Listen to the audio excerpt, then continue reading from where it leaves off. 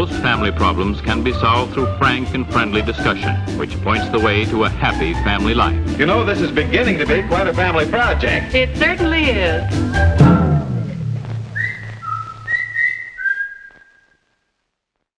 Well, good morning. As parents, you kind of go through phases. You kind of go through stages, especially if it's your first child.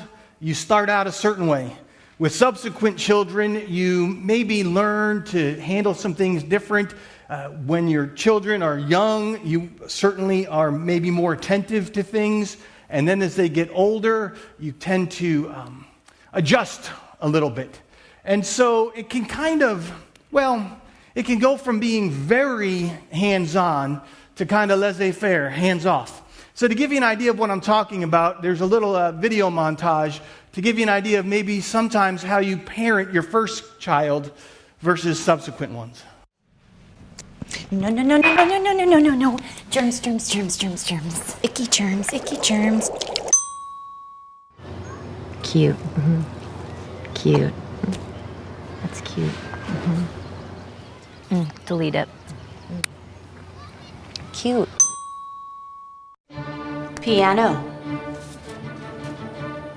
Clarinet. Violin. Hey, what are you doing? Music lesson. He has to start sometime.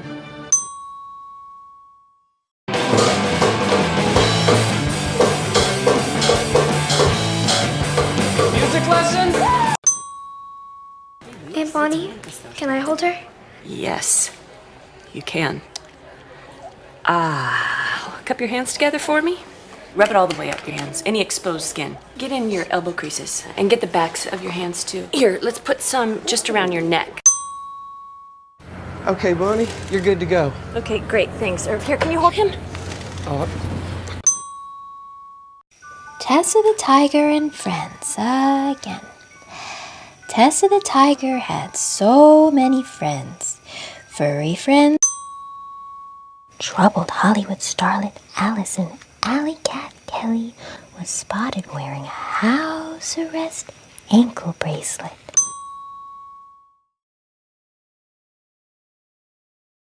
The reality is parenting is an ever-evolving art form. If you've raised any children, one or multiple ones, you know there's not a straight line, one size fits all. This is how it is for everyone. So I just want to say, looking back on the message last week, looking at this morning's, and then looking into the future, I am not prescribing do all these things and you'll have perfect children. That is a promise I cannot make. As a matter of fact, what I can tell you is this: you can be a perfect parent and still have kids that end up in the therapist chair talking about you.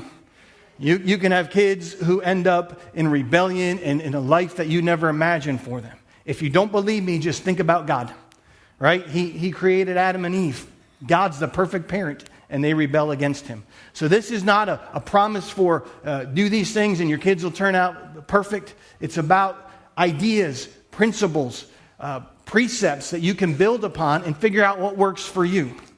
But just like in those videos, what I've learned is this, that you can loosen up as a parent, but you cannot lose your grip on parenting. And I think that's where so many parents make a colossal mistake. That we either hold so tight to our kids that we never loosen up. I mean, we are just rigid and harsh. And it causes our kids to grow up and say, whatever mom and dad wanted, as soon as I can get out of their clutches, I am going 180 degrees the other way. So you need to learn to loosen up. But it doesn't mean you lose your grip. You still have a responsibility to parent. And I think sometimes we lose that. We are so oriented to nurturing and caring and developing our children at an emotional, psychological level that we lose our grip on things like discipline, like we talked about last week, technology and media, friendships, relationships, dating. We kind of just lose our grip on that. Or we hunker down and hold it so tight. So we need to learn, how do we help our kids in these areas? I think there's no area that needs more attention in our day and age than the idea of media. Because children are not oriented in how to navigate media. but they need parents to provide insight and guidance. Children need the maturity of their parents to guide them through the immaturity of growing up.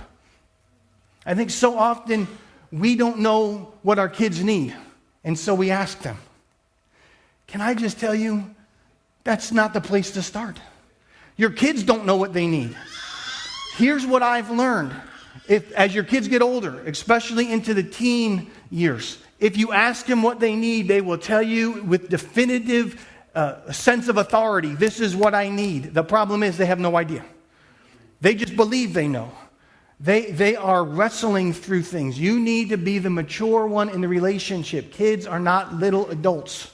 They are immature. They're adolescents. They're pre-adults. You need to lead them and guide them. You need to provide for them the maturity that they need.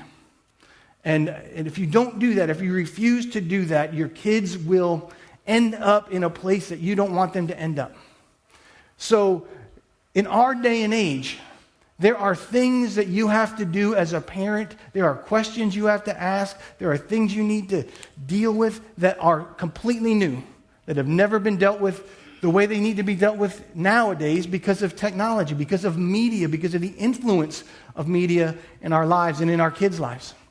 It's completely different than it's ever been. And you have to start asking questions like this. How young is too young for my child to have a phone, a tablet, to use social media? We're going to look at what the Bible says, but the Bible doesn't actually say, when a child turneth such and such an age, thou shalt giveth them an iPhone.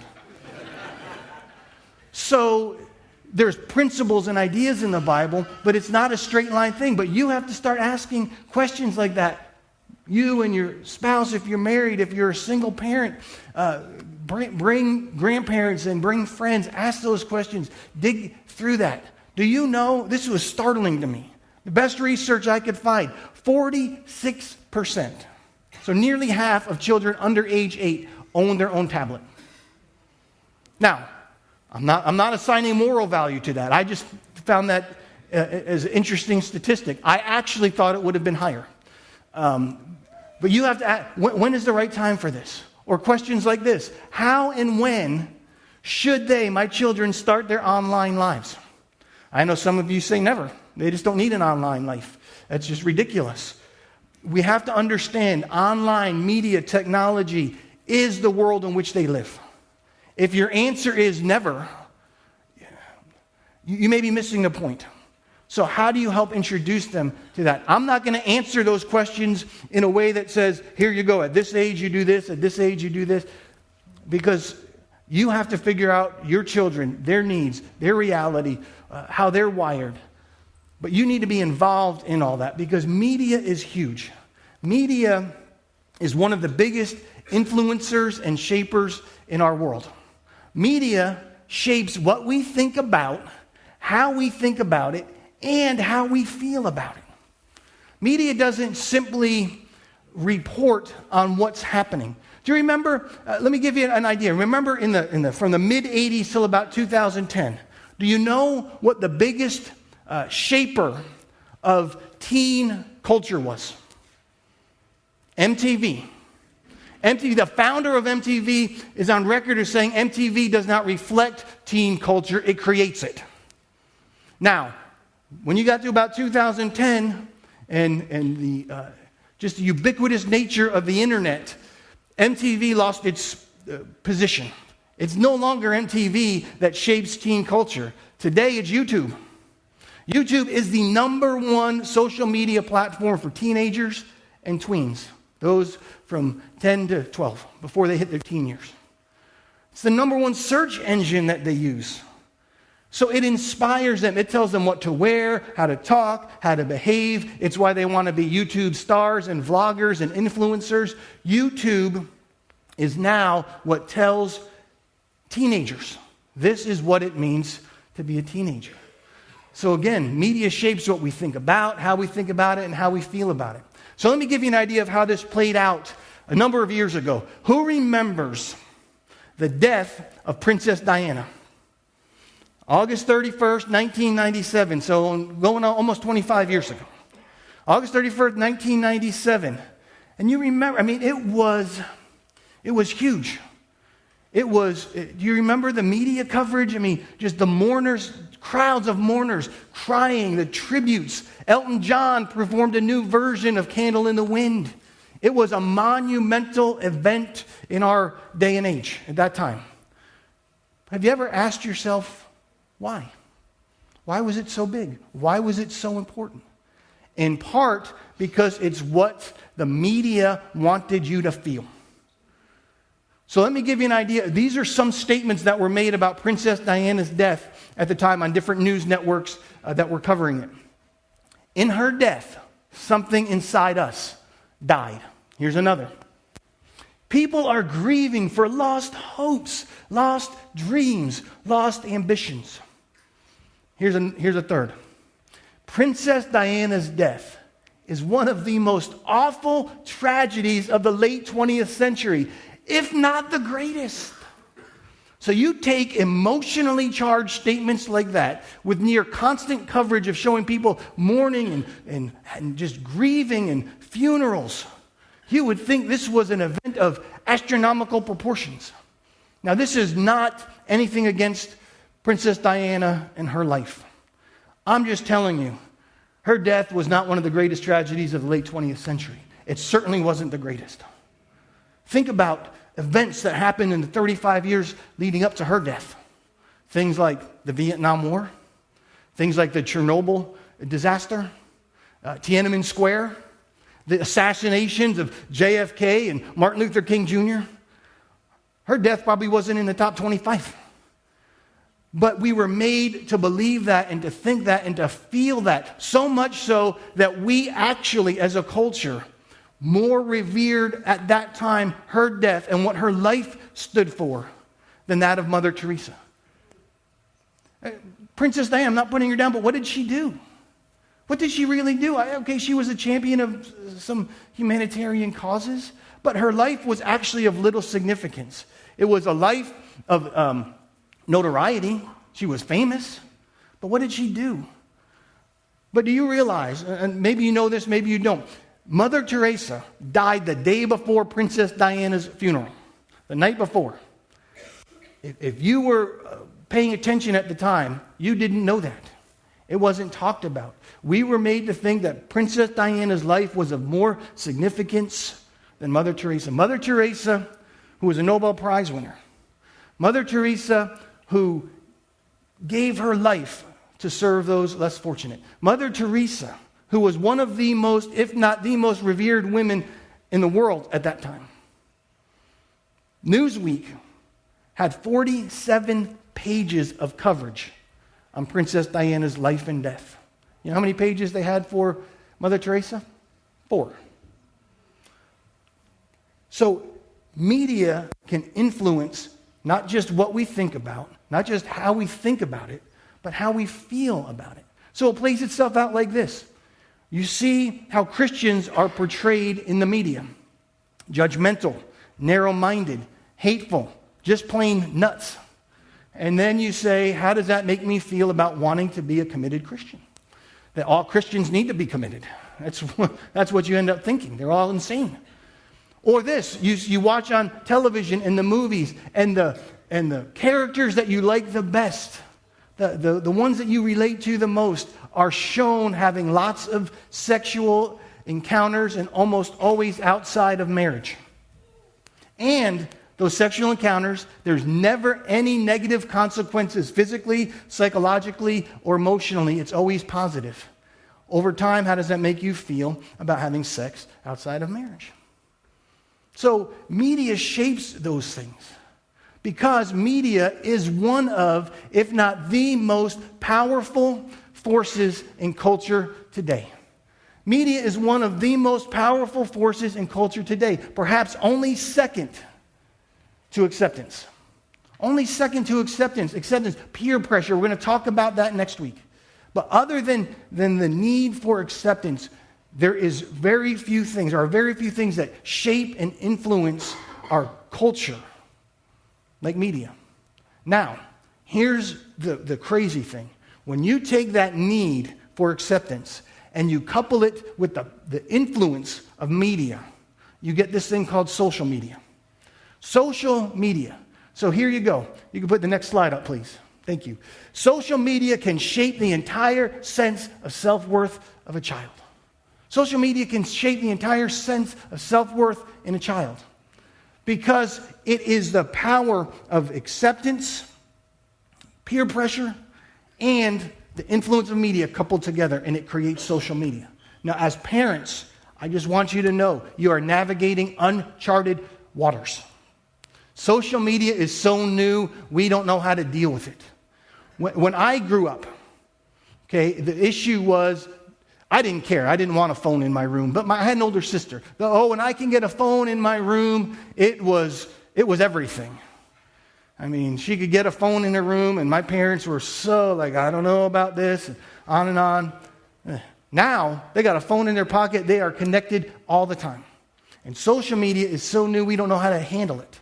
Do you know it's all in the last 15 years? I know it seems like social media has been around forever. Facebook was launched in 2004. YouTube in 2005, Twitter in 2006, Instagram in 2010. This is in the last 15 years.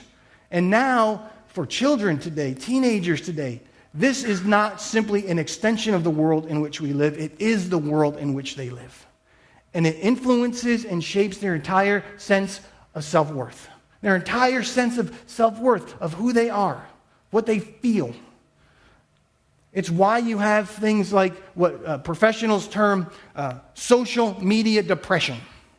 It's actually a clinical term because you have these teenagers, and it's really for probably adults too, but you have these teenagers. And what do they see? They measure their life in terms of likes, friends, followers, how many times they're retweeted. And so they base their life on that, and they don't get the response they want. And then they look at the lives of everyone else, and it's perfect, and they're going to the parties, and everything is great, and they never have any problems, and everything's good. And they say, why can't my life be like that? And it leads to a rapid rise in depression among teenagers, rise in suicide rates. Now, part of it's because most of what you see on social media is just a mirage. It's not real. But it's also led to an increase in things like cyberbullying. Now, when I was a kid, cyberbullying didn't exist. If you had a bully in the school, on the school bus, I went to public school. You had guys on the school bus that were bullies, guys at the gym and the playground that were bullies, but they were a bully. How did you beat the bully? You either stood up to them and got your brains bashed in, you did it enough, and then they finally relented, or you stood up to them and somehow you won by a miracle of God. An angel intervenes and you win. Or you rally enough people together to stand up against the bully. Cyberbullying is a different deal altogether. So here's how it plays out. Someone posts something negative about you in a public forum. And then other people see that, and if they want to, and they often do, they pile on. And so you get piled on. You're made to feel like no one likes you, that you're hated by everyone, and that no one accepts you.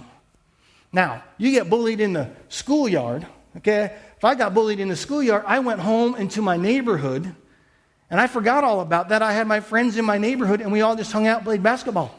And I felt better about myself. You can't do that. Now you go home, and what do? You get online, and the bullies that were bullying you at school follow you at home. They follow you everywhere because they're always there. Now, I hear cyberbullying. As a parent, you hear it, and here's what we say as adults. We don't get this. We say, just get off of social media. I mean, what's the big deal? Get off. Make your account private. Don't go there. Why would you subject yourself to that? We fail to understand the reality in which teenagers live. If you say that to them, I'm not saying it's wrong. You have to understand. That's like saying, don't go to the prom. Don't go to the homecoming game. Don't go to that thing. Just stay away from everything, then they can't bully you. You are basically cutting them off socially. That's why it's called social media. So, cyberbullying. Things like just the ways in which it shapes their sense of identity and self is there in social media. They want to be liked. They want to have friends. They want acceptance. And so it shapes how they view themselves, how they feel about themselves. And we as parents have a responsibility. Parents must guard their children by providing guidance, guidelines, and accountability. That's your responsibility as parents. It's to help guard them. Now, notice I didn't say shelter them. Some parents think the goal is to just shelter them, lock them away, and then they'll be fine. Other parents are the hands off. I'll just bury my head in the sand. My kids will figure it out because I don't even know how to navigate the internet. So they'll figure it out. They know more about the internet than I do. They do. Learn. As the Lord lives, find a way to learn. But you have to guard them. That means help protect them. It means leading them, guiding them, bring them to a healthy understanding because it will shape them. You can't avoid that. If you think you can avoid it, I've got news for you. You already missed the train. They know things that are happening. So you have to answer those questions. So how do you do that? How do you help provide guidelines, guidance, and accountability? There's three things. The first is this: be informed. Be informed. Now, that means you have to know what's going on in the world out there. In the book of Psalms, it says this: I will be careful to live a blameless life. I will refuse to look at anything vile or vulgar. You have to be informed on what's out there.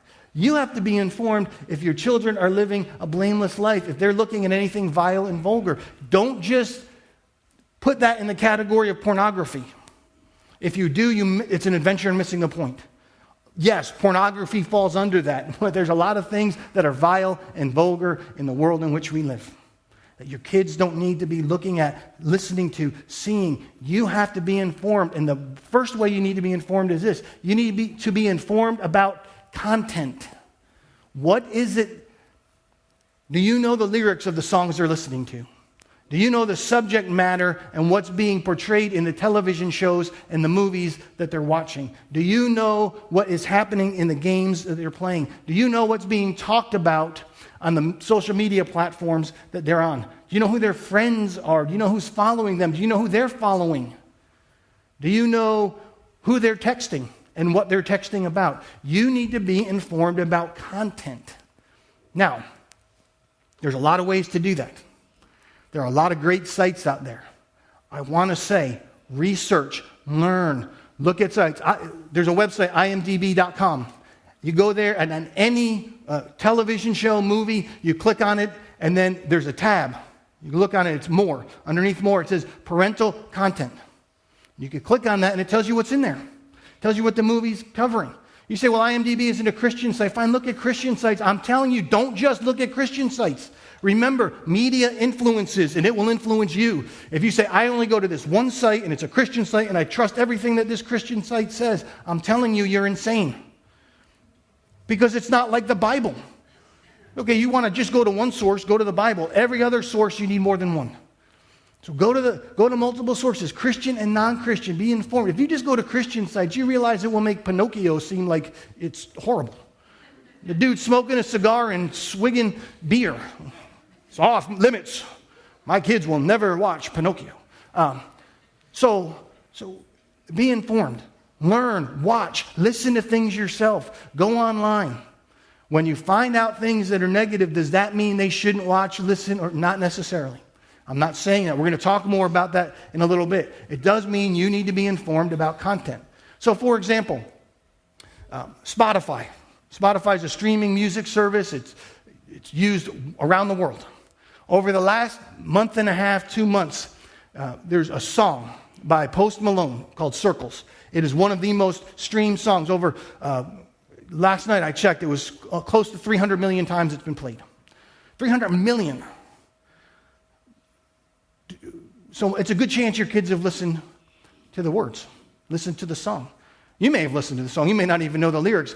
Now, Post Malone has got a lot. This is one of his more tame songs.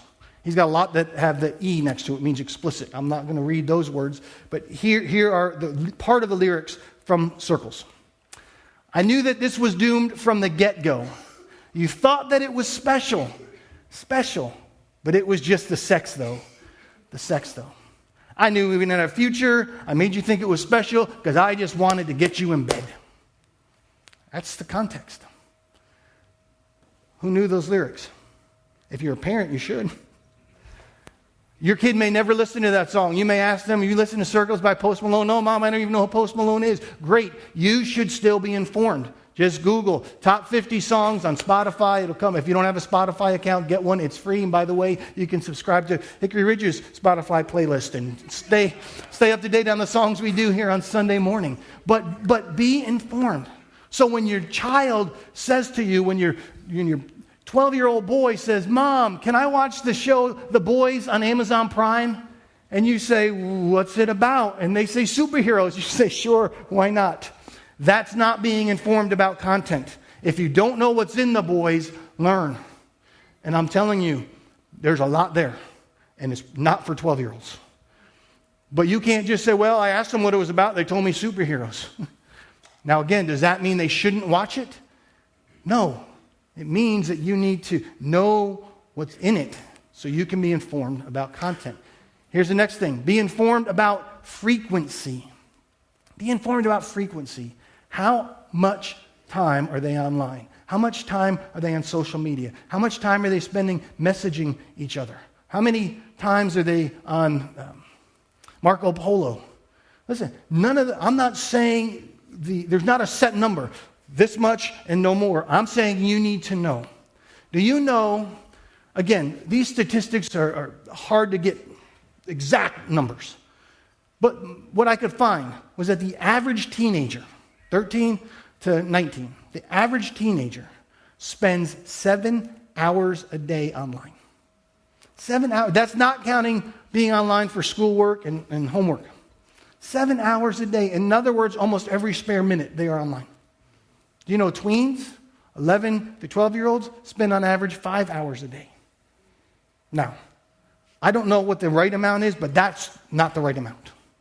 You need to be informed. How much are they on? You need to know what they're doing, why they're doing it. See, I know parents who say, listen, I didn't want to have to deal with data limits and everything else, so I got an unlimited plan, and that's fine, and that's good. But here's what I want you to know. You may have an unlimited plan, but you better have a plan to limit them. Because if you don't have a plan to limit them, there is no limit. They will be on 24 hours a day, 7 days a week. They live in a digital world. Your job is to be informed. The content and the frequency. The next thing is this. Be involved. Be involved in what their world is, what the social world is, the media world is all about. We did a series on the book of Philippians back in the summer, and there was this one passage, and we looked at it then. I just want to read it again now. This is my prayer, that your love may abound more and more in knowledge and depth of insight, so that you may be able to discern what is best. Your job as a parent is to help your kids learn to discern. You have to help them learn to discern what is best. They will not know how to do it on their own. Their world is built on, am I liked? Do I look good? Do I get invited to the right things? Do I have enough friends? Do I have enough followers? Am I an influencer? Do I say the right thing? Post the right thing? How do people respond to my digital life? They don't know what's best. And so when someone says, do this, go there, watch this, listen to this song, they say, well, that's what everyone else is doing. That's what I'm going to do. They need you to help them learn to discern what's best. That you may be able to discern what is best. I don't know about you. I'm 45 years old. I sometimes struggle with learning to discern what is best. How's a 15-year-old going to do that? You have a responsibility as a parent. So that means that you help lead them and guide them. It means that you look for opportunities to help them to understand the digital world, the media world in which they are saturated. So being involved means being a teacher, not a barricade. Being involved means being a teacher, not a barricade. In other words, sometimes parents feel that being involved and that I know the content, I know the frequency, so the answer is I am going to simply stop it all. And I'm going to dam it all up. I'm going to block it. They just won't have access. But now you're not teaching. You're being a barricade. And as I said earlier, eventually, one of two things will happen. Either one, they'll let you be the barricade until they turn 18 and move out of the house, and then I've seen it. All hell breaks loose in that child's life. The other thing is your kids are smarter than you think. And so what they do is they say, Mom and Dad are a barricade. They only think they're a barricade. I know where all the weaknesses are. I know where all the access points are. They can't really stop me. I'll just let the old man think he's stopping me. It's called neighbors. It's called friends. It's called back doors. There's a lot of different ways. So the goal isn't to be a barricade. The goal is to be a teacher, so that you allow them to see things. Every time your child sees something, is exposed to something, it's a teaching moment. It's an opportunity to teach. What that means is, as a Christian, everything you do does not need to be counterculture. We think sometimes if this is what culture does, everybody's going to do the exact opposite, as if their salvation is staked on everything. It's not. There are times you say, okay, let's talk about this. What does this mean? What does this look like? Have a discussion. Appropriate exposure allows you to teach, to instruct, and to inform from a biblical worldview. From a biblical worldview. So you can simply say, hey, let's talk about this. Let's talk about why did this happen? What does the Bible say about this? What does it mean to be a follower of Christ? And we live in this world and this stuff is betrayed. It doesn't mean saying they can never see it and be exposed to it. Appropriate age, appropriate stages of life, I'm all for that. But you at some point have to teach them, because they're going to be exposed to it whether you want them to or not. So you have to say, I'm not a barricade, I'm a teacher, which means I need to let them be exposed to some things at the right time. There's a pastor out in California, Erwin McManus. He tells this story, and I love this story. He talks about his son, who was about 11 or 12 years old at the time, and they moved into a new house, and the boy's bedroom was above the garage, and the garage had a little roof ledge.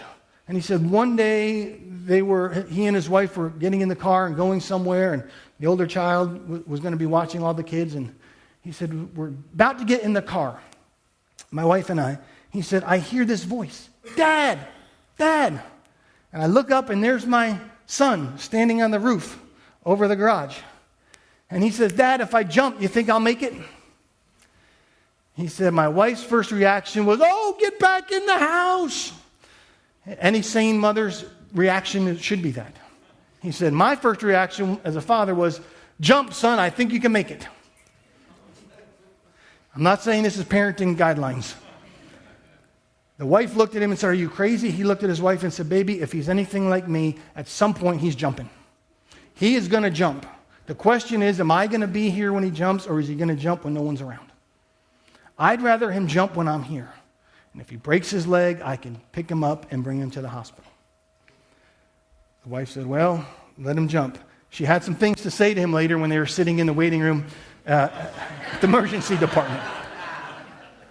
The point is, your kids do you want them to jump when you're around? Expose them to things at the right age, at the right stage, and use it as a teaching moment. So you're watching that show, and it makes it seem like the mark of being a man is having sex. You have to get ahead, you have to compromise yourself sexually. You can simply say, no, that's it, we don't watch this, this is trash, this is garbage, turn it off, this will never be allowed in this house again. Or you could watch the show. When it's done, or partway through, pause it. Say, hey, it was an interesting show. I enjoyed most of it. You know that one part? I think that was absolutely crazy. They say, what part? He said, this part. They say, really? Why'd you think it was crazy? And explain it to them. Explain it to them. That's not the way you treat sex. You need to hold it secret. It's not the way you treat your body. That's not the way you treat your sexual partner. Use it as a teaching moment. I remember when I was a tween, a movie came out, The Outsiders. Who remembers The Outsiders? Based on a book. So I have an older brother, older sister, so my dad took all three of us to go see The Outsiders. He didn't investigate, he didn't know the content ahead of time, so we just go into the movie theater. If you've seen The Outsiders, my dad was a Still is. I mean, loves the Lord, Christian. Thou shalt not take the name of the Lord thy God in vain. The term Jesus Christ was used freely in that movie. And it wasn't in a prayer. So we were maybe a half hour into the movie, and he grabs up me, my brother, and my sister, drags us out of the theater, and says, "We're leaving. We're not watch this filth." And then we had to stand there while he argued with the ticket attendant, who was probably 5 years older than me, to get our money back. I'm horrified. I think, looking back, it probably would have been better if he had A, known the content ahead of time, and B, said, "Now let's talk about this. Let's talk about this." See, what you can do is this. You can learn to turn your overreaction into an interaction. Turn your overreaction into interaction. It's an opportunity to have a discussion and to teach. But so often we think, no, that's it. It's done. And you miss those moments. And if you won't teach your kids, who will? If you won't help them to know that's not the way we should feel about what we're being exposed to, who will?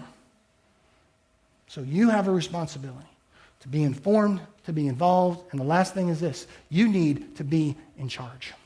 You need to be in charge. We've all seen this scene play out in some way, shape, or form, that you're sitting in a restaurant and you look across. I won't say this is you, but you may say that is me, but just assume it's someone else. You look across at the other table, and there's the parents and the teenager's got their earbuds so pushed into their ears that no extraneous noise can get out. They can't hear anything, and what they're saying by their body language, by their posture, and by the fact that they are so engaged in their media world is, I don't want to be here, I don't want to be with my family, so I will stay plugged in to my media, to my music, to my life. And parents sit there and let them get away with it. Sometimes it's because parents sit there and don't know they're doing it. They're like, "Oh, the food's here. When did that show up?" Sometimes it's simply because parents refuse to be in charge. We would rather our kids not be upset with us by telling them take the earbuds out than to be in charge. And so we delegate our authority to our kids. In Ephesians it says this: "Look carefully then how you walk, not as unwise but as wise, making the best use of the time, because the days are evil." You have a responsibility to teach your kids what's wise and unwise. You have a responsibility to help navigate them through these days that they live in. And these days are evil, just like the days 2,000 years ago are evil. And if Jesus doesn't come back, the days 2,000 years from now are going to be evil. You have a responsibility to teach them what's wise and what's unwise, to teach them how to look carefully at things. That is your responsibility. It's not theirs. You have to do that. Teach them how to live wisely, to know what's wise, what's unwise, to look carefully at things. That is your responsibility as parents. You have the right and the responsibility to know everything happening in their digital lives. What I mean by that is sometimes I hear parents go, "How do I do this? How do I help lead them and guide them?" Part of how you do it is you have to know what's going on in their digital lives, just like you want to know what's going on in their school, with their friends, in the neighborhood. You need to know what's going on in their digital lives. So you have a right to access what they're looking at, to know what they're talking about. As a parent, you have a right at any time to say, "Let me see your phone. I want to see what you've been messaging. I want to look at your history. Oh, the history's been erased. What meaneth thou this?" If you say, "I don't know how to check the history and I wouldn't know if it's been erased," go back to learning to be informed. Okay, your kids know how to use YouTube, you should learn. YouTube will give you a video to teach you how to learn all that stuff. You have the right to put software to monitor their activity on any device that they have. You have the right to, parents, you have the right to go into their room at any time and look around. You say, "But don't my kids have a right to privacy? Don't they have a right to have their own world and I don't intervene in that?" Here's what kids want you to believe: that they have a right to privacy and you have no right to know. I just want to say as clearly as I can, there is no right to privacy. There is no right to privacy. Well, they live in your house. There is no right to privacy. Now, let me explain. Does that mean you go around and spy on them? You can do that, but I'm just telling you that's stupid. Okay? if you want to build trust, then build trust. But here's the thing. Trust, as say in the military, trust and verify. So, trust, but verify. Trust, but hold accountable. Build trust. Don't go around, sneak behind their back, go into the room when they're not around. Ooh, what's in there? You tell them when they're home, hey, let's go in your room. I'm concerned about something. Let them be there. Don't do it behind their back.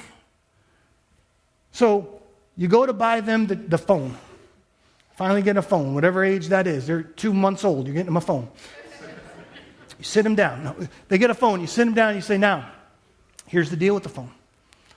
Here's what I expect. You say, well, it's too late. They already have the phone. It's not too late. It's not too late. Say, hey, you've got this phone. They say, don't you trust me? Of course I trust you. I trust you to use this wisely. If I didn't trust you, I wouldn't let you have it. Yes, I trust you. But I have a responsibility to know what's going on, who you're talking to, who you're texting with, what you're looking at. And so at any time, I have the right to say to you, hey, let me see your phone. I want to check what's on it. But I won't do it when you're not around. I'll do it with you in front of me.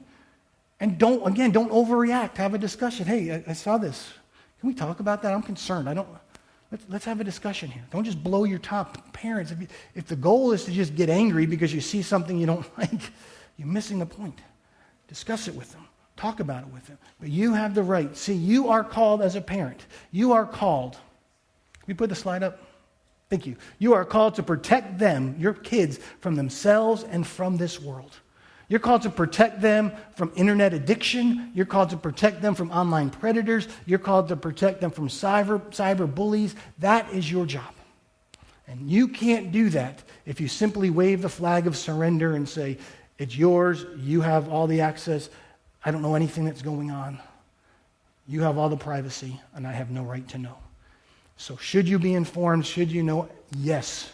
Oh, in the name of Jesus, yes. So I want to end with, I'm not going to call them the 10 Commandments, but 10 rules that you can consider. Now, these are not one size fits all. You can adapt them to your family, but here are 10 rules. If you want to be in charge, part of being in charge is establishing rules, expectations. So here are some that you can consider for your kids, your teenagers, your adolescents. So my students that are here, I did not want Pastor Aaron to have to preach this message. Because you would be like, boo, Pastor Aaron. You can boo me. I'm here to empower your parents. So if they lay down these rules, you can be mad at me. That's fine. I can handle it. Here's the first rule. Limit their online hours. Need I say more? Have a cutoff time. You can't get on until this time in the morning, and you can't be on after this time at night. Limit their hours. You can't be on when you're doing your homework or your chores. Limit their online hours. Here's the next one. Don't let them watch movies you have not discussed. Again, part of discussing is learning the content that you've discussed before and be ready to discuss after. And when I say movies, shows, any of those things, discuss it before. Even if the answer is no. If the answer is just no and your answer is because I said so, can I tell you, that is neglecting the art of parenting. There are times you can play that card. There's times you should play. The answer is no because I said so. It should never be because of a movie. It should never be because of a television show. If you can't articulate why they shouldn't watch that, then you failed in learning what the content is. Learn what the content is, have a discussion, and then at the end of the day, you could say, no, this is why. And they say, but why? This is why. Not because I said so, but because this is why. They may not like the this is why, but you are making an informed decision. Here's the next one. No devices in their rooms at night. Now, this is where they're going to start getting mad. I just want to say something about these rules, by the way. It's easy to impose them on others. You just may want to consider imposing them upon yourself. Kids learn what's modeled for them. So you say, no phones in their room at night. That means no phone in my room at night. But I use my phone as my alarm clock. Go buy an alarm clock. You can get them on Amazon cheap. Here's why. Especially for your kids. Listen, have them charge it. 8 o'clock, all the devices go in the kitchen, we plug them in, or in the dining room, living room, plug them in, you can get them in the morning. It gives them two things. One, it gives them an excuse. It gives them an excuse, let them use you. Why didn't you respond to my message when I texted you at 11:30 at night? Why didn't you like my post on Instagram at 2 in the morning? Well, my parents, they don't let me have my device. Be the bad guy. Do that for your kids. More than that, it gives them breathing room. You know what the first thing they're not going to do in the morning, pick up? Did anybody, what do I need to do, say, respond? Gives them a chance to wake up, maybe actually thank God for the day. Go brush their teeth, which, is a win. Yeah. Interact. They come downstairs. You're there. You say, "How did you sleep?" Yeah. Listen, I've got a 14-year-old. There's times I say, "How you doing this morning?" Yeah. I didn't ask you. Yeah. It's not a yeah question. So no devices in their room at night. Here's another. No devices at the dinner table, or breakfast table, or lunch table, wherever the table is. Now listen, you can't. Let me say this: don't expect something of your kids you won't do yourself. I can be the biggest perpetrator of this. So don't have a device. It doesn't mean having it face down and I'm not looking at it. It doesn't even mean having it in your pocket. Have a basket in the other rooms, and let's all put them there. And for like 40 minutes while we eat, let's not have a device. You might, what happens, 40 minutes might turn into an hour and you have a conversation. And then after an hour, you might say, "Hey, you guys want to play a board game?" And oh, wow, you're actually interacting. Novel idea. So no devices at the dinner table. Here's the next one. No devices on family outings and limited on vacations. When I say family outings, I mean when you go to dinner. Now that doesn't mean, again, bring it with you and keep it in your pocket. It means don't even bring them with you or leave them in the car. But I don't even like having them in the car. You can have great discussions in the car unless everybody's doing this. And then if you're driving, you're doing this. So don't even bring them. Bring one. We get a flat tire, we can call Gerald and he can come save us. Bring one, just leave them home. We'll be home eventually. When you go on vacation, the drive, road trips, great time to talk.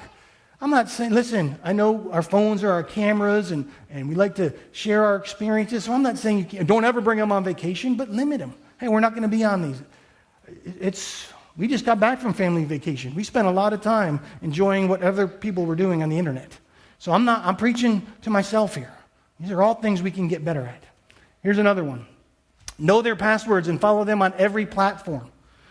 If you don't know their passwords, their passcodes, if they simply have it with biometric feeds so that, hey, if you don't have my retinas and my fingerprint, you can't get in, then you say that don't work for me. I need to know your password, your passcode to every device, every platform, every social media, whatever it is, I have the right to know. And you need to follow them on those platforms. You need to know who they're following, who their friends are. You need to approve their friends. You need to be involved on all those things. Here's the next one. Install monitoring apps or check their history, but know what's going on the devices that they're using.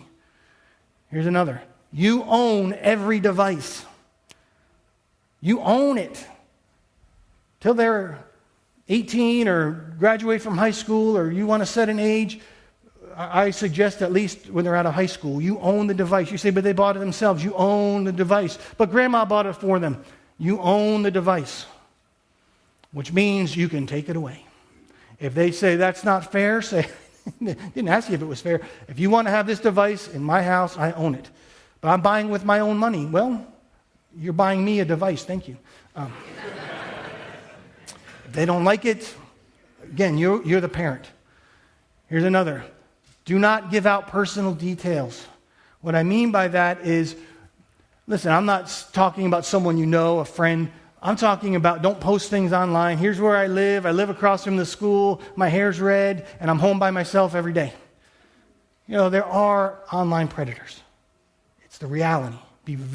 Make sure your kids are very judicious in what they post that is personal details online.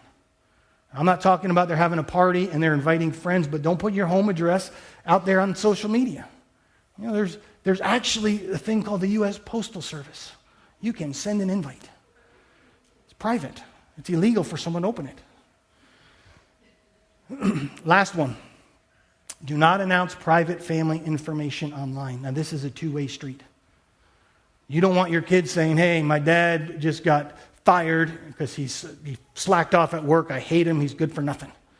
That's probably not going to help the relationship, and they don't need to post those personal family things online. But you know what, parents? Neither do you. Oh, my kid disappointed me again. They'll find it. They will find out those things.